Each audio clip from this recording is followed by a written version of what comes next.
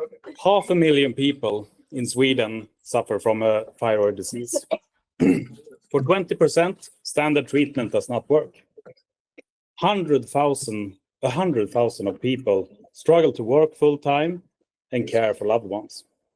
Their daily reality is a relentless search for answers that often lead them into the wrong places. Desperation breeds myths and misinformation. rdtelfo fights for these patients, trying to fill the gaps that the healthcare falls short. But with fewer than 3 full-time employees, our reach is limited.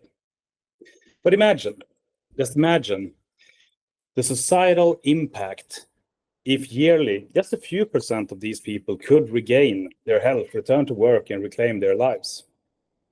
This project would scale our capacity many times over. Would you build this? We are certainly ready to. Thank you.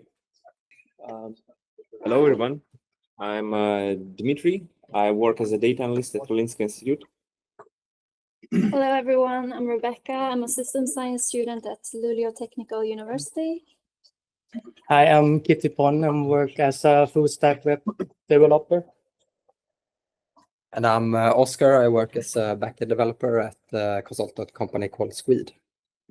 So the purpose of this project is that we want to create an AI tool for the rdtelfo to be able to use as a support when generating responses to individuals that ask fire-related questions, to give qualitative answers and reduce the time that it takes to respond to individuals. So to start, we will have some sample questions to run. And we have chosen this question. So it's an individual that has problems with tiredness and aches and other symptoms that has raised their TPO-case levels, and is asking about how they should proceed. You can ask that. So then we will see that the assistant is working, so it's searching for an answer. And we have several different AI agents that will analyze this question and split it into intermediate, smaller questions that it can ask in order to give a high quality answer to the person at the organization using this tool. And then we will get this answer that talks about the different things that could be reasons for these raised levels. And then and say a patient reads the answer and thinks, all right, but it seems a little bit off. I would like to reiterate on that. Then you can go through the reasoning steps. So if you can expand and see how the system actually thought.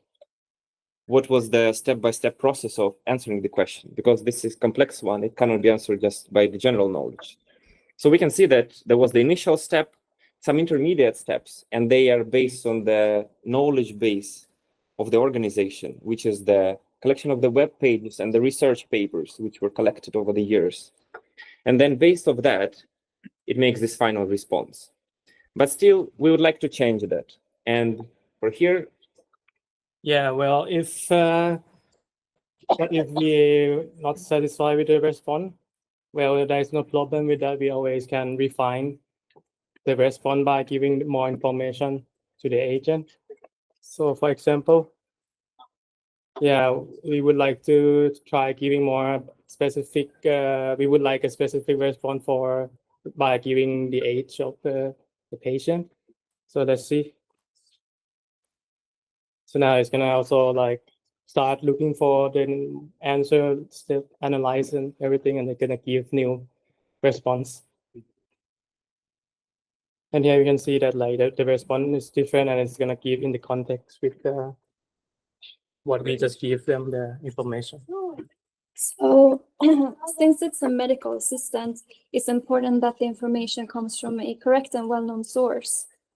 This is why we provide the PDFs and URLs to the source, enabling the user to go straight to the source for fact checking. Yeah.